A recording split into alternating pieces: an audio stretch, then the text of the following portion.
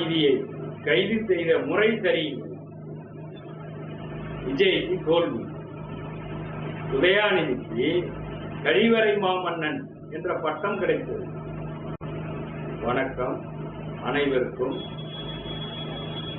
எதிர்கட்சி தலைவர் உதயாநிதி தஞ்சையில்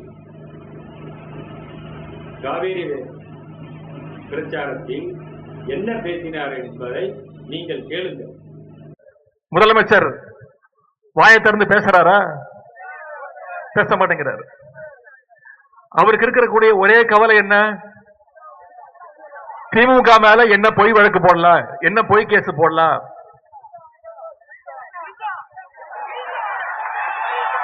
எங்க தண்ணி வருதோ இல்ல அங்க தண்ணி வரணும். காவிரி சொன்ன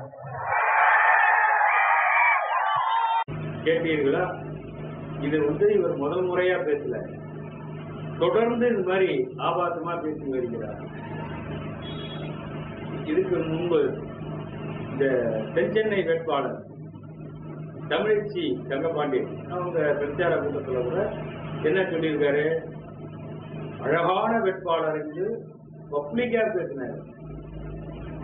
அதுக்கப்புறம் எடப்பாடியை பார்த்து, எடப்பாடி பழனிசாமி என்ன பார்த்து, நீ கவக்கட்டையில உள்ள முதல்வர் பதவிக்கு வந்தவா என்று கூறினார்.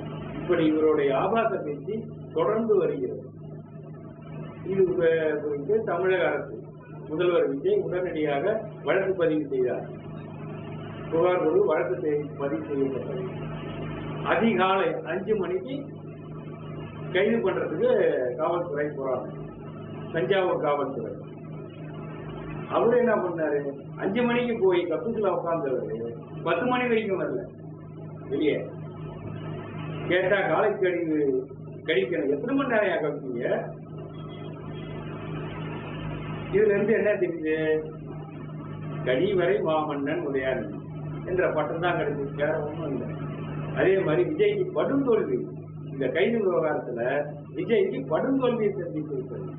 ஒழுங்குமுறையா அதை சட்ட ரீதியா கொண்டு போக தெரியல. ஏன்னா சட்ட வல்லுநர்கள் எல்லாத்தையும், அரசு வழக்கறிஞர் எல்லாத்தையும் இவர்கள் விற்பனை செய்து விட்டார்கள். இவருக்கு சட்டம்னா என்னன்னு தெரியாது. ஏதோ பிடிச்சி உள்ள போட்டோமா ரைட்டு, அந்த மாதிரிதான். இதெல்லாம் நிக்காது. திமுகவுல சட்டப்புலிகள் ஏராளம், நீதிபதிகள் ஏராளம், வழக்கறிஞர் ஏராளம். இத வேலை செய்யறதுக்குன்னே ஒரு விந்து இருக்கு. யார் யார எந்தெந்த கேஸ்ல அமுக்கணும் அப்படிங்கறதுலாம் அவங்க எடுத்துட்டு இருக்காங்க. முதல்வர் விஜய் எடுத்துட்டு இருக்காங்க. எப்ப மாட்டுவாருன்னு பார்த்துட்டு இருக்காங்க. பார்த்துங்க. முதல்ல முதல்வர் அவர்களே, நீங்கள் நேரடியாக ஆய்வு செய்வீர்கள். அரசு வழக்கறிஞர் அனைவரையும் கூப்பிட்டு ஒரு மீட்டிங் போடுங்க. எந்த கட்சியில இருந்து யாரு வந்திருக்காங்க உங்களுக்கே தெரியும். திமுக வந்தது யாரு, அதிமுக வந்தது யாரு, இவங்களுக்கு எல்லாம் பணம் வாங்கிட்டு அரசு வழக்கறிஞர் பதவியை கொடுத்தது யாருன்னு உங்களுக்கு தெரியும். முன்ன சட்டத்துறையை கையில வச்சுக்கீங்க. சட்டத்துறையில நல்லா வச்சுக்கங்க. இல்லைன்னாக்கா உங்களால முடியாது. கடைசியில உங்களுக்கே அது திருப்பிக்கும் என்பதை தெரிவித்துக் கொள்கிறேன். நன்றி, வணக்கம்.